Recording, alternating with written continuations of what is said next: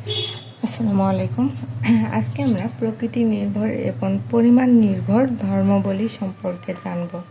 প্রথমে আসি যে পরিমাণ নির্ভর ধর্মাবলী কাকে বলে বা পরিমাণ নির্ভর ধর্ম কাকে বলে। পদার্থের যে ধর্ম তার ভরের উপর নির্ভরশীল, অর্থাৎ পদার্থের পরিমাণ বাড়ালে, যদি আমরা পদার্থের পরিমাণ বাড়াই তাহলে ধর্মের মাত্রাও বাড়ে, এবং পদার্থের পরিমাণ যদি কমায় তাহলে ধর্মের মাত্রাও কমে, তাকে পরিমাণ নির্ভর বা অস্থির ধর্ম বলে।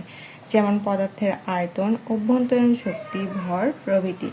যদি আমরা উদাহরণ হিসাবে দেখাই, পরিমাণ নির্ভর ধর্মকে উদাহরণ হিসাবে যদি আমরা একটু দেখাই, ধরো যে আমরা 2 কেজি লোহা নিলাম। এই লোহা যদি আমরা 2 ভাগ করি, 2 কেজি লোহা কয় কেজি ছিল? 2 কেজি। তাহলে 2 কেজি লোহাকে যদি আমরা 2 ভাগ করি তাহলে দেখো আমাদের 1 + 1 হচ্ছে। তাহলে এই যে আমরা দুইটা সিস্টেমে ভাগ করলাম, এখানে 1 + 1 হইল। প্রথমে ছিল একটা সিস্টেমের মধ্যে 2 কেজি, যখন ভাগ করলাম ভরটা বা ওজনটা কমে গেল না?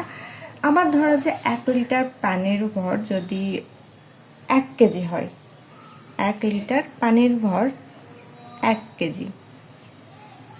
যদি আমরা 2 লিটার পানির ভর নিই তাহলে অবশ্যই 2 কেজি হবে।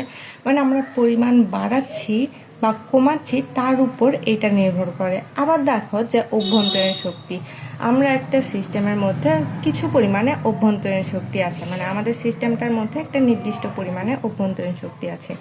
এখান থেকে কিছু পরিমাণে গ্যাস আমরা কমাইলাম, এই গ্যাসটাকে অর্ধেক করে দিলাম, বা সিস্টেমের মধ্যে একটা অর্ধপ্রবেশ্য পথ দ্বারা আবৃত করলাম, দুইটাকে 2 ভাগ করলাম।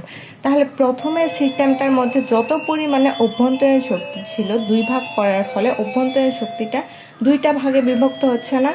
আবার দেখা যায় পদার্থের আয়তন, যদি আমরা পদার্থের নির্দিষ্ট পরিমাণ আয়তন, এটার মধ্যে আবার আয়তন হিসাবে কল্পনা করি যে পদার্থের নির্দিষ্ট পরিমাণে আয়তন ছিল, যদি আমরা আয়তনটাকে কমাই তাহলে আয়তনটাকে 2 ভাগ করি, তাহলে 2 ভাগে বিভক্ত হওয়ার পরে প্রথমে যে 2 ভাগটা ছিল সেখানে যত পরিমাণে আয়তন ছিল, ভাগ হওয়ার পরে বা বিভক্ত হওয়ার পরে আয়তনটাও আমাদের 2 ভাগ বা বিভক্ত হয়ে গেল, তাই না? এটাই হচ্ছে আমাদের পরিমাণ নির্ভর ধর্ম। তাহলে পরিমাণ নির্ভর ধর্ম আমরা সহজ কথায় বলতে গেলে যেটা ভরের উপর নির্ভরশীল এবং পরিমাণটা বাড়াইলে এই ধর্মের মাত্রা বাড়ে, কমাইলে ধর্মের মাত্রা কমে, তাকে আমরা পরিমাণ নির্ভর ধর্ম বা অস্থির ধর্ম বলে থাকি। আবার দেখো প্রকৃতি নির্ভর ধর্ম, এই প্রকৃতি নির্ভর ধর্ম আবার কাকে বলে? পদার্থের যে ধর্ম তার ভরের উপর নির্ভরশীল নয়, বরং অভ্যন্তরীণ গঠনের উপর নির্ভরশীল, তাকে প্রকৃতি নির্ভর ধর্ম বলে।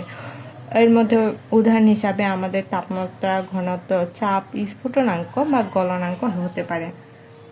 এখন প্রকৃতি নির্ভর ধর্মাবলীর মধ্যে ধরো যে আমরা সিস্টেমকে 2 ভাগ করলাম, কিন্তু এর ধর্মের কোনো পরিবর্তন হলো না। তাপমাত্রার উদাহরণ হিসাবে ধরে নাও যে আমাদের একটা পাত্রে বা একটা বোতলের মধ্যে আমরা 1 লিটার গরম পানি নিলাম। এই যে একটা বোতল, এটার মধ্যে 1 লিটার গরম পানি নিলাম।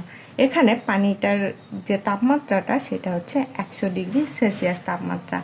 এখন এই বোতলটাকে 1 লিটারের জায়গাতে আমরা আবার 2 ভাগে বিভক্ত করলাম, মানে এখানেও 0.5, এখানেও 0.5, কিন্তু টেম্পারেচার কি আমাদের বিভক্ত হওয়ার পরে টেম্পারেচার কমছে না, কিন্তু এই তাপমাত্রা সেই তাপমাত্রার জায়গাতেই রয়েছে। তাহলে এইটাকে আমরা বলতে পারি প্রকৃতি নির্ভর ধর্ম। আবার চাপের একটা উদাহরণ দিতে পারি।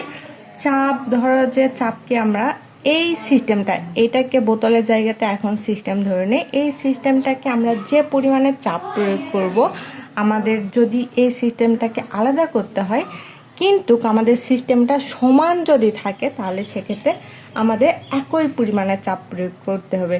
গ্যাস কমাইলাম কিন্তু আমাদের সিস্টেমটা একই অবস্থানে আছে, তাহলে এইটাকে যত পরিমাণে চাপ প্রয়োগ করতে হবে ওই সিস্টেমটাকে তত পরিমাণে চাপ প্রয়োগ করতে হবে। আবার স্ফুটনাঙ্ক, পরিমাণ বাড়ালে স্ফুটনাঙ্কটা বদলায় না, আমাদের স্ফুটনাঙ্ক তার সেম জায়গাতে থাকে। ঘনত্বকে 1 কেজি বা 10 কেজি উভয়ের ঘনত্বটাই সমান হয়। তাহলে আমরা বলতে পারি যে পদার্থের যে ধর্ম তার ভরের উপর নির্ভরশীল নয়, বরং এটার অভ্যন্তরীণ গঠন, এটা কি গঠনে আছে তার উপর নির্ভরশীল, তাকে আমরা প্রকৃতি নির্ভর ধর্ম বলে থাকি। তাহলে এটাই হচ্ছে আমাদের প্রকৃতি এবং প্রমাণ নির্ভর ধর্মাবলী। আসসালামু আলাইকুম।